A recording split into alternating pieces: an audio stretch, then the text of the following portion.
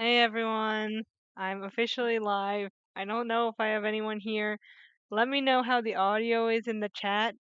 Last time I streamed, it was just like horrible, the audio. So hopefully, like I have a new headset, obviously. It makes me look like as if, I'm in a call center. More on that later. But if the audio is good, just let me know. Um, and thank you so much for tuning in. I wouldn't be able to do this without my patrons.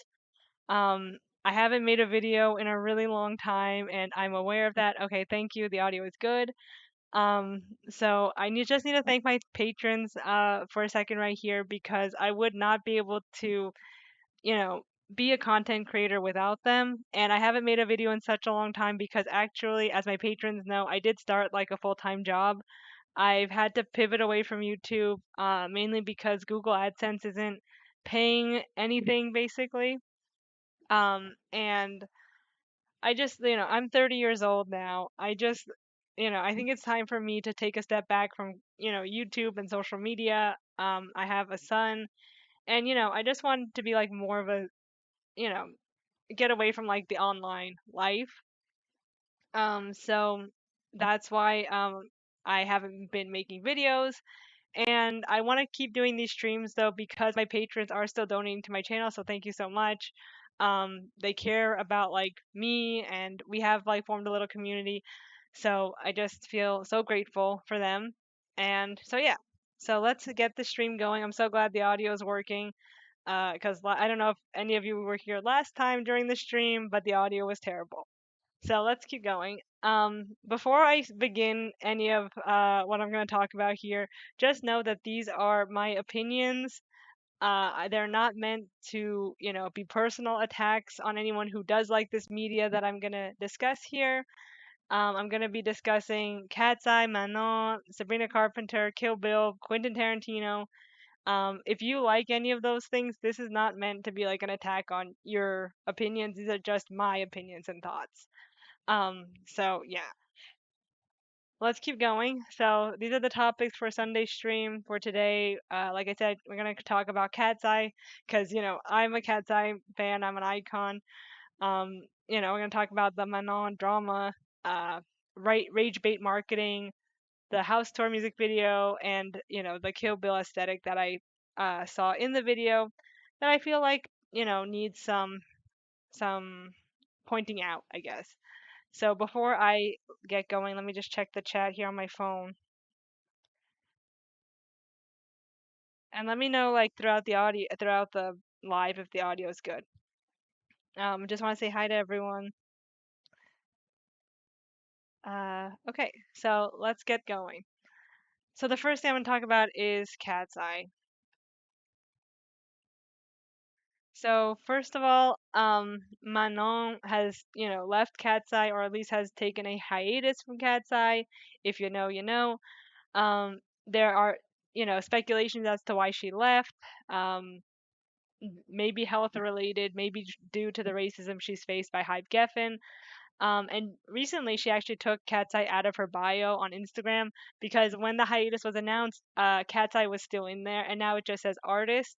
And then also more recently, Hype said that she would perform at Coachella, and then they now confirm that she won't. So why would they do that bait and switch? That was kind of shady. And some fans have called out this whole like drama, this feud, as like rage bait marketing, as like some sort of way just to get Cat's Eye in the news, to make headlines. And honestly, I can see that a little bit. There was an Eat Zucchini flop with Internet Girl. People were not having that song. And Internet Girl, if you're a Cat's Eye fan, you'll know, didn't even get a music video. So there was also the Grammy flop with Gnarly being called like brain rot music, though I disagree with that. And I like the song. But basically, they were getting a lot of negative press after the Gap ad. And maybe like they just needed to create, no press is bad. I mean, all press is good press, right? Even negative coverage. Um, and since then, like maybe they're using this whole like Manon leaving the group as just like a way to get people to click on, the on Cat's Eyes like YouTube and check them out. Um, I wrote Hyde Geffen here. Sorry, I meant Hype Geffen. Um, and more recently, fans have been concerned about their musical sound because, like, why do they need to create this rage bait marketing if the music was there? If the sound was there, if people liked their music, they wouldn't need to like rely on a member leaving the group, you know, for people to take an interest in them. So, there's like some discourse about that. And recently they did release a new music video in time for Coachella. The song is called Pinky Up.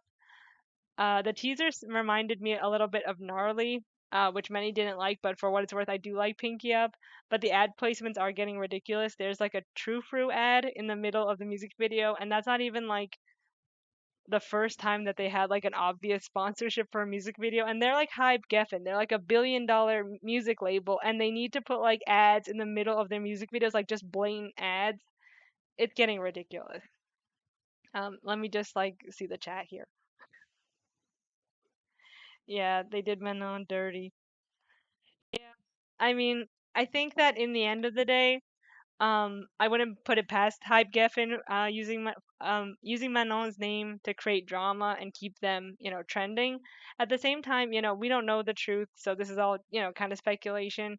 But it would be really shitty if this came out to be true, not just for Manon, but also for like the girls in Cat's Eye who, they have like real relationships with each other, and it would be shitty if Hype Geffen were just using their actual real relationships with an ex member or with each other just like to, as like a marketing scheme, rather than actually like putting effort into their sound. And for what it's worth, Pinky Up sounds like a lot like Blackpink's Jump that I noticed, even though I do like Pinky Up more than Jump. I didn't really like Jump that much.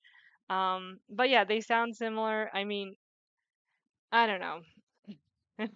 But in the end, I think that, Manon is very talented in her own right, and I think that she'll do great on her own. She even expressed like an interest in acting. She did a short film, and it's on YouTube, so go check it out. And as for Cat's Eye as a group, it's sad to see, that Hyde Geffen doesn't really know what to do with them. Um, like sound wise, I guess they are trying to lean more into like the party sound and like, rave music. Um, I don't know really where they're going with their sound. My favorite song by Cat's Eye is My Way. And I also really like Debut and Touch. I like Gnarly. I like basically all of their singles, but My Way wasn't a single. But that's one of my favorite songs by them. Something more like chill and laid back. Because I'm not really into rave music, but that's just my personal opinion. And actually, they're at Coachella right now. And watching them at Coachella as like a five-member group, I think, it seems to me at least that they're doing fine, as a five-member group. I think that the girls that are in the group now, they've all come from like stage backgrounds. They've been in the entertainment industry for so long, and this is like their big break. They finally were able to like break out, as a group. A lot of these girls like Daniela and Yoonchae and Megan, and even Sophia and Lara have been in like the entertainment industry since they were like children. I mean, they're so Yoonchae just turned 18, so this has been like their lifelong goal. Whereas Manon was scouted as like an early 20 something. So it's like a totally different story. It's a totally different dynamic. So that's what you have to keep in mind when thinking about like this whole story. Um, Let me just see what people are writing. I hate all the ads. It's a real bummer because it takes away from the band. Yeah, it's annoying that like they can't seem to like get away from like just being used to sell products. Like Cat's Eye itself is a product, and then they are in turn used to sell more products. Uh, I don't know. It's kind of sad. I also like, like they're all just like in lingerie for this performance, which I guess is fine. But of course, it goes back to like the sexualization of them as a group, and is that like necessary? And the men behind you know, the group as well. And I can understand why Manon, would have left, especially after like she liked a few posts about, racism in girl groups. So it's a whole thing. Before I get to the Sabrina Carpenter house tour, I will say that they did perform with EJ and the singers from K-pop Demon Hunters, and that was definitely the move, to get good press, but also like, to highlight other singers. And I don't know, like the whole thing like gave me goosebumps. I really did enjoy it. And I really do like Yoon Chae's blonde hair. I think it looks really good. I really like Lara's hair. Um, I think that like people are really into them. Of course, like I'm not their target demographic because I'm like 30, and I think most people who listen to them must be like in middle school and high school. But I just want to see them, do well musically. And it's like, as someone who's like Asian American, like having their representation is like something important to me. So I am invested in them for that reason. I am reading it. Uh, so yeah, let's get into the next thing, which is Sabrina Carpenter, Sabrina Carpenter's house tour music video. So her new music video just dropped, and before I get into this whole like Sabrina Carpenter thing, I want to say that I'm a fan of her music. I really like Man Child. Some people gave that mixed reviews. That's like one of my favorite songs by her. So like I'm not doing this to like just be a hater. Um, but the house tour song and a lot of the new album wasn't like in my taste personally. Maybe I'm just too old for this kind of stuff, which could be perfectly real. And but if you like it, that's cool too. This is just my opinion. This is not a personal attack. I did roll my eyes during it, but I won't be talking about the other discourse like the hetero pessimistic overtones and gay and lesbian awakening discourse. Watch Shane Spears' video on that. Um, she really covered that topic really well, so go check her out on YouTube and subscribe if you haven't already. But I personally want to talk about, I don't know, like this pattern of like this idea that of taking East Asian aesthetics or like cultural artifacts or histories and like using them as like a white entertainer. Um, and that being seen as okay because racism against Asian people isn't really like seen as that bad or, too serious and not as serious as racism against other groups, or it's reframed as, oh, that's just xenophobia, that's not racism. So, let's get into it. Um, so, in 2025, Sabrina Carpenter performed on SNL. She performed Nobody's Son, where there was like a tatami mat, and she was like in a karate uniform that was like somewhat sexualized. And, people found that to be, somewhat offensive. Rina Sawayama actually called her out for, the shoes on the tatami mat and things like that. And then in the house tour music video, what caught my eye personally was like this kind of usage of the 1970s inspiration for the setting of the house, tying into like Quentin Tarantino's Kill Bill duology aesthetic of like white women playing with katanas. And that's what made me roll my eyes personally. Let me get into it. And then of course, like actually recently, like I think yesterday, she was called out during Coachella. Someone did an Arab cheer called a Zagrut, and she said that it was weird that she didn't like it, even after the fan said that it was part of her culture. She did somewhat apologize for it. So it's interesting to me that she apologized for that, but not when she was called out for the the SNL performance. That never received an apology. So that just like it speaks to me. So let's get into this. I'm just tired of giving white people the benefit of the doubt. It's 2026. We're not doing that anymore. And this is to say that I like Sabrina Carpenter's music. Again, I'm not a hater. I love her music videos. But I thought it was really weird that she never apologized for the SNL performance, where like fellow artists called her out on that, and like there was just like silence. Like we're just never gonna mention that again. And I do give the house tour music video more grace because it's just like a singular scene. She's just copying an aesthetic that white audiences have grown up with and see as cool and edgy and mysterious. Picking and choosing different parts of East Asian culture to play around with and experiment with without really understanding why or how East Asian culture is marketed in the US, especially to white people. Let me just see the thing. The bean switch is cool. It's not Arab, it's African. We call it, okay, ululating. Okay, thank you for the correction.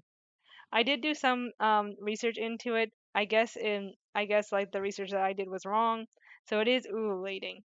So it exists in both cultures. Okay, so that is something that I need to personally do more research on. But I did think it was interesting that she still doubled down on like saying that it was weird. Like, I guess at the same time, when you're a performer, it is like awkward. Again, giving her the benefit of the doubt, giving her that grace, giving her the grace that maybe she just doesn't know about that. But like once the fan said, or once the spectator said that's part of their culture, why would you then say it's weird? You know, and I specifically like have this beef with Quentin Tarantino recently. I recently watched Inglourious Basterds for the first time after not being able to finish it. Like I started this movie like at least four different times in the past like 10 years and I just never got through it. And I finally finished it. And then I did some research into him and I already knew about like Kill Bill obviously. Um and a lot of things just like surprised me, and who I'm actually mad about for like this whole like re-aestheticization or bringing like Asian artifacts, East Asian artifacts into like the public consciousness for white people in the U.S. I think it's mainly like due to this guy, at least in the 21st century in the early 2000s. Um, and he's like, in my opinion, to blame for a lot of the okayness of white people taking on Japanese or East Asian aesthetics and not being called out for it or not being seen as racist or as fetishizing or fetishistic for his motifs. When I picture Quentin Tarantino, I picture Gabe from The Office, which is ironic considering their recent beef when Tarantino called the actor who played Gabe like a bad actor, or his friend a bad actor, or his coworker a bad actor, and then the actor who played Gabe, whose name's escaping me, went on to defend himself and his co-star. So yeah, like I just think of if you know The Office and you know Gabe, he is like this white awkward character who's like really into like some stuff like that has to do like with Japanese horror and Japanese like culture, but it's like his view, his like white American view of that culture. And that's like what his character kind of comments on. Um and then, I will say that Tarantino has gotten like so much grace for his Kill Bill movies not being seen as Orientalist, because I think a lot of the framing was that it's a love letter to 70s cinema, to kung fu action flicks, to Lady Snowblood, like all of those inspirations are there, and he even changed like Oren's backstory to be half Chinese because of Lucy Liu. But at the end of the day, what really like shed a light um on him to me was that he actually doesn't, at least in my opinion, like Asian people. For example, in Once Upon a Time in Hollywood, he purposely made Bruce Lee look like an asshole and actually never consulted his family about Bruce Lee's portrayal in the movie. And Bruce Lee's daughter said that she thinks that Tarantino should have consulted her before depicting her father in the movie. And of course, like, he didn't. Um, so yeah, that's just like in my opinion, like that just really irked me. Um, and I think, in my opinion, like from what I've seen, I think white men like Tarantino, love the East Asian aesthetic on white people, or love to dictate how Asian people are in their own minds. But when it comes to actually like interacting with, real Asian people, especially Asian American people, not people like in Asia, um, it's another story. They don't actually want to be in community with like Asian American people or like Asian people in general. They want just like to take like what they think is cool as a white American, which is it's a totally different thing. Even more telling, men like Tarantino and Gabe's satirical character on The Office prefer East Asian cultures and people to be far away and to remain mystical. Not from the diaspora, for example, not like Asian Americans. Similar to how when like there was the backlash against Scarlett Johansson in Ghost in the Shell, the press went to like Japan to see like, oh, Japanese people are not offended by this portrayal, and then that silenced the Asian American diaspora, who was angry at this portrayal, especially like in Hollywood because of like the pattern of yellowface. Um, but of course, like white people didn't want to deal with that, so they went to Japan to get their opinion because that would fit their narrative. Sorry. Um, and for so long people's like concerns were written off because Kill Bill, for example, wasn't fetishistic. It's a love letter to cinema and genre, and you just don't get it. There's actually like this post on our movies that was deleted 10 years ago because someone brought up the fetishization of Japanese culture in the movie. But now, post the Bruce Lee incident, people are rethinking about who Tarantino is. People are calling him racist. So it's interesting how like there was that discourse, but it was shut down, you know, at least on like the R movies subreddit. And also, for what it, for those who don't know, Quentin Tarantino lives in Israel currently. His wife is Israeli. He himself is not Jewish. Um, and I think today he's remembered more negatively than he was in the early 2000s, for his use of the N word. And, again, like people rethinking his work post like the Once Upon a Time in Hollywood thing, you know. But like this whole thing boils down to me at least as like racism against Asian people isn't real. You know,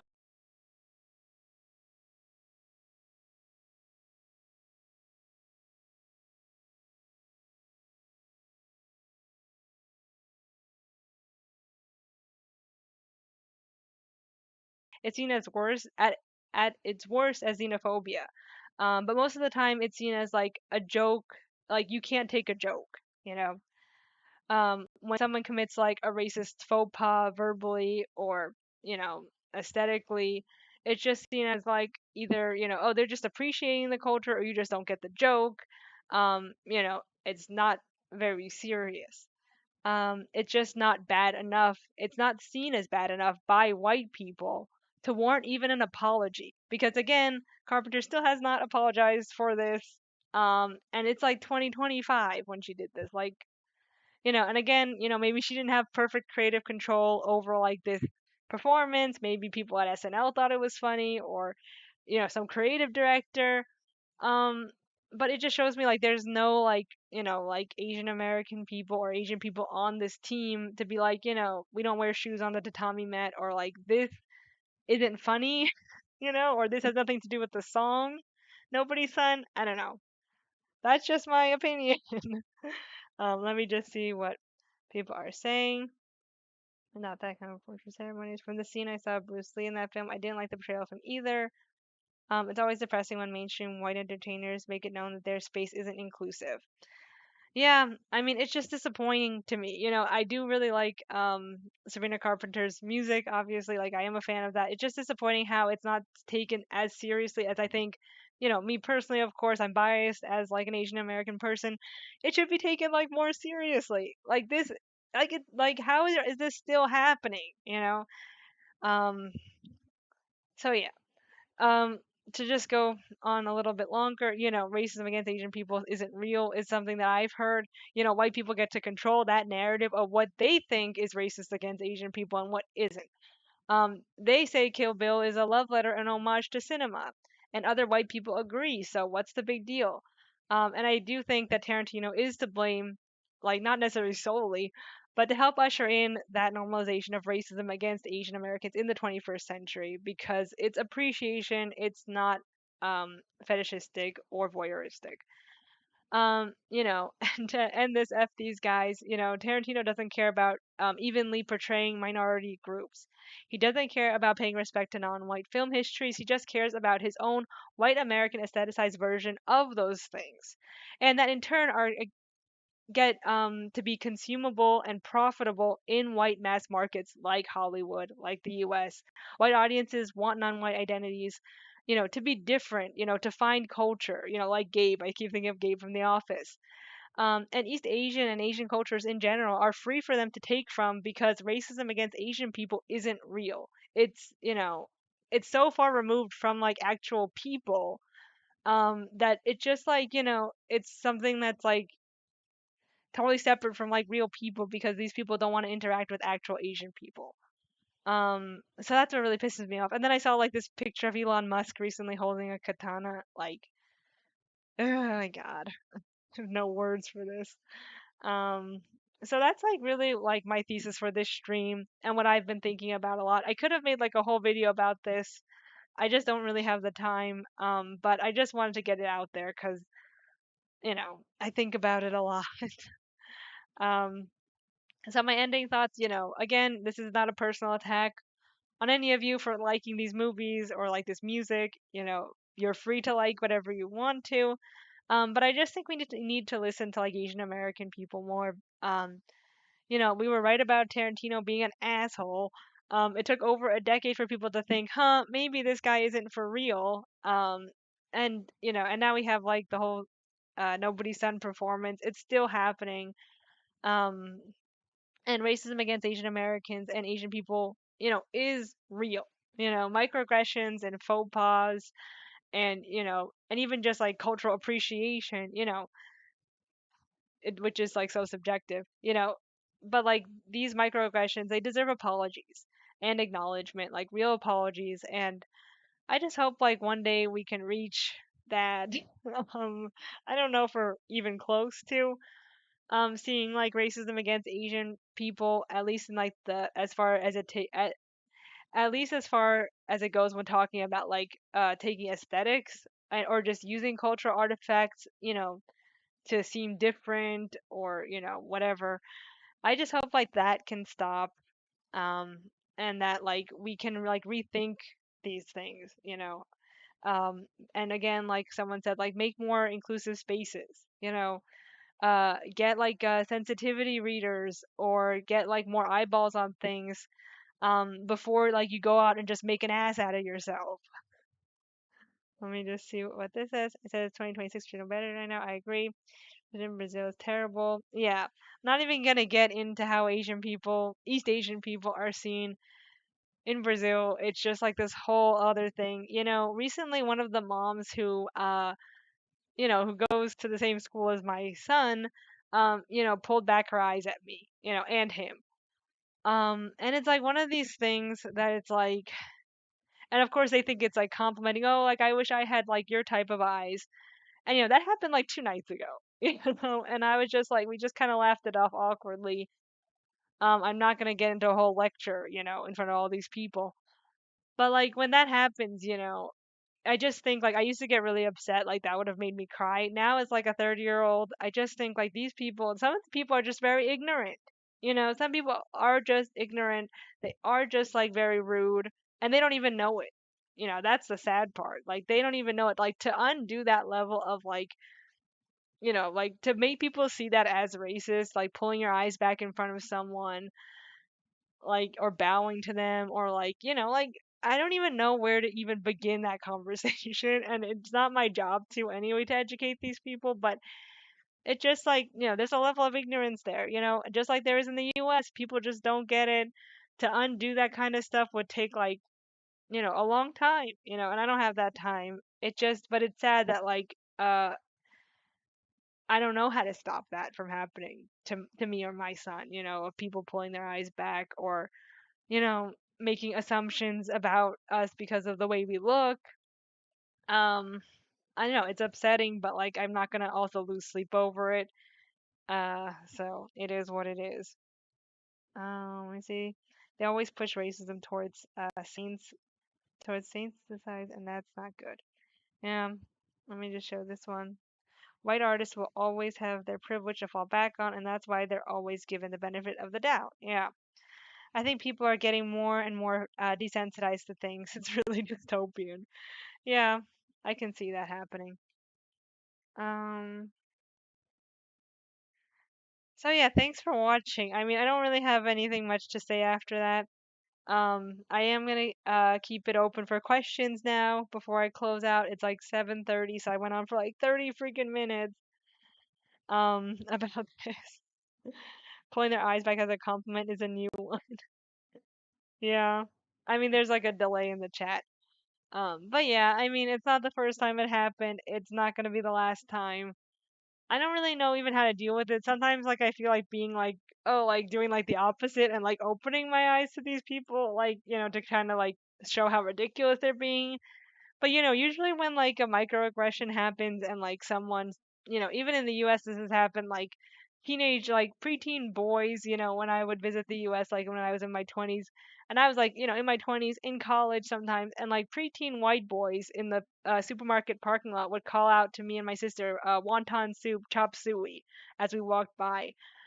And like, what am I even gonna do to that? Sometimes like I want to like say something. Other times I honestly just want to disappear and just like pretend that it never happened. And just suppress it because I'm not gonna lose again. Like I said, lose sleep over it. But like, how do we even start that like education process? Of like saying like that's not okay. Does it start at like the individual level of like actual like individual Asian people being like that's not okay, don't do that, and then like having to like answer like why that's not okay, and like kind of what kind of discussion would that lead to, because then it puts me in like I'm in the defensive position, I'm like I have to defend myself as to why that's not okay, and I don't want to do that. There's like in the alt-right playbook they say never play defense to win an argument. um and that's why like Democrats always lose because they're always playing defense, they're always like on the defensive of having to justify X, Y, or Z. And I don't want to be in that position of like needing to like, oh well, that's racist because blah, blah, blah, Um, so yeah, like I don't even know how that education process starts. Does it start? It starts in schooling, right? In schools. But that starts at a systemic level where there's not a lot of Asian people in power. To even like make those decisions of like what gets taught, and even as like teachers, like in public schooling.